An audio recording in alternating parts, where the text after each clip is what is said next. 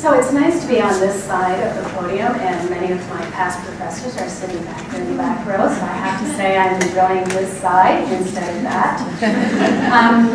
I want to thank the organizers for having me here today to speak on my topic, which is a pediatric situational assessment, specifically looking at the inadequate access to community registered dietitian services for a high-risk patient population.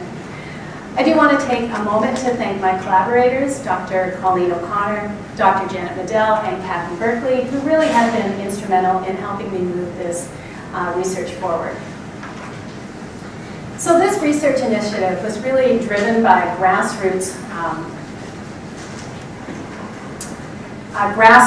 community-based feeding group that shared a common concern for noticing that a number of children were unable to access community dietetic support.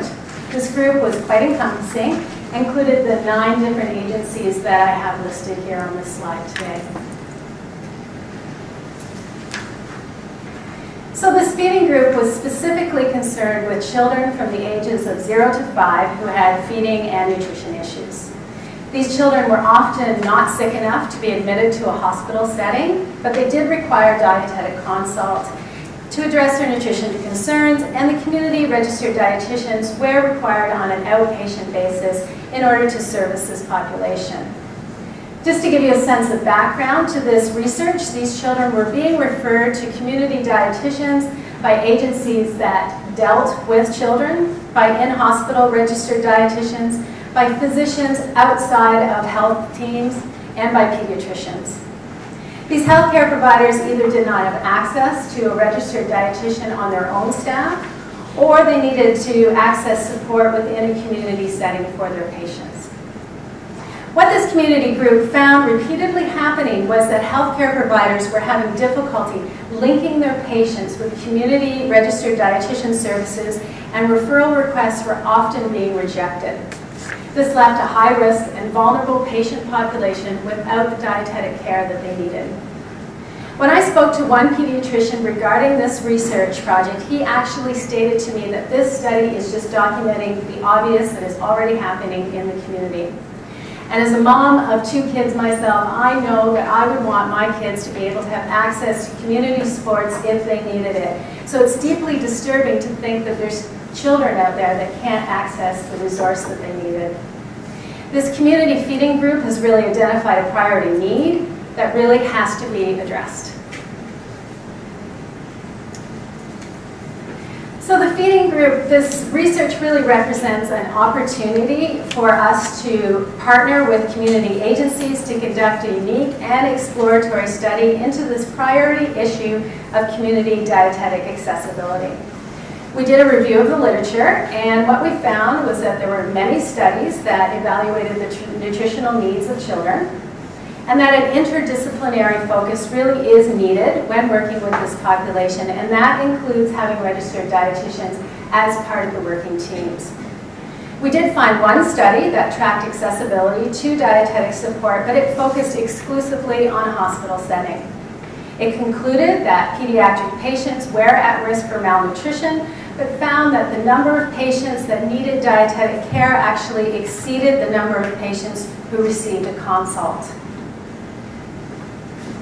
So our literature found that it really confirmed what the community group was telling us, that access to dietetic support in the community for the pediatric population had not been studied, and this revealed a gap in the scientific literature. And this gap was leaving that vulnerable patient population without the dietetic care that they required.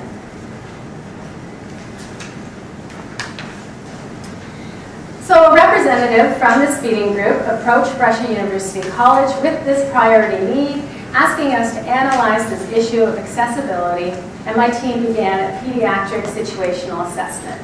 What we want to accomplish is we want to quantify the gap between the patients who are able to access community registered dietitians and those whose referrals are being rejected. We want to identify the area of most frequent nutritional concern. We want to provide qualitative information regarding the impact on the health and well-being of these patients. And finally, we want to document any accessibility barriers that are identified by these healthcare providers. Through this research, our goal is to improve the health care for children by ensuring that community registered dietitians are accessible for this population when they're needed.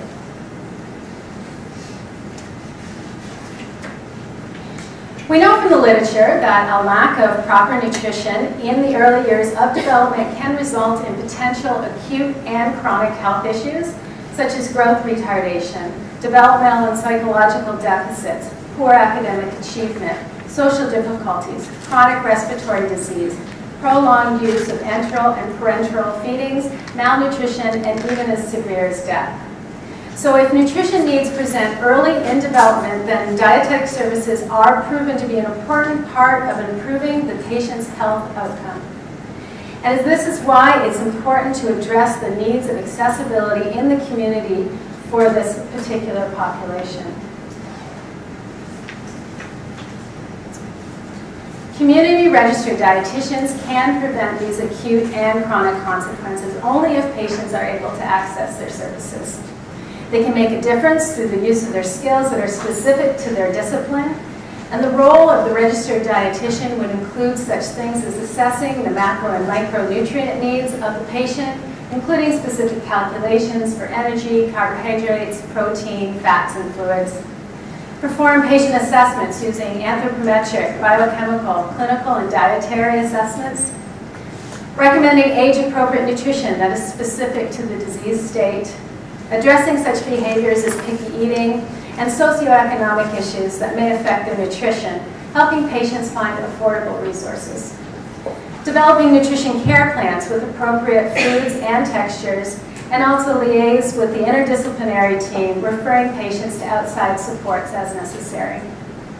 Nutrition concerns such as obesity and failure to thrive are as important as patients that require nutrition support during their hospital stay. And ensuring that community-based resources are accessible to children is a critical part of providing effectual patient care. So to collect the data that we were going to need to quantify this gap in dietetic services, then we're going to need further collaboration between community members and academia. We'll be asking pediatricians, healthcare agencies, occupational therapists, physical therapists, speech and language pathologists, and in-hospital registered dietitians to collect data for us. Family members will be asked to participate in a focus group.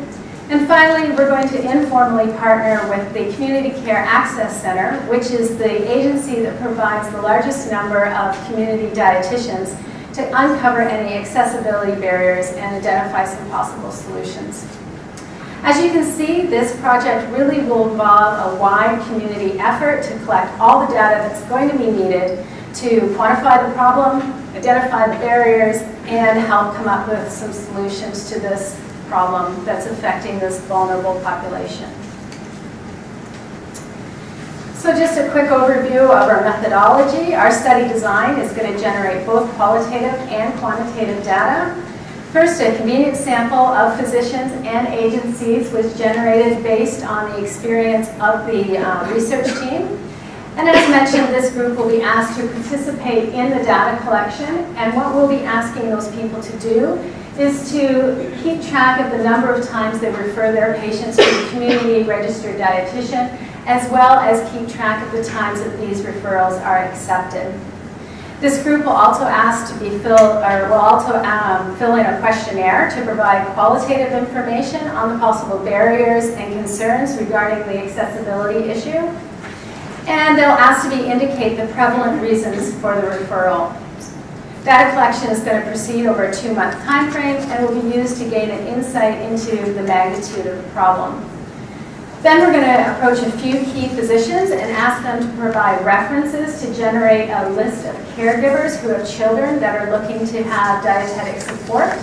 And we'll be asking these caregivers to participate in a focus group. And from this focus group, we're going to generate some responses that will have personal experiences that they have when trying to access a dietitian.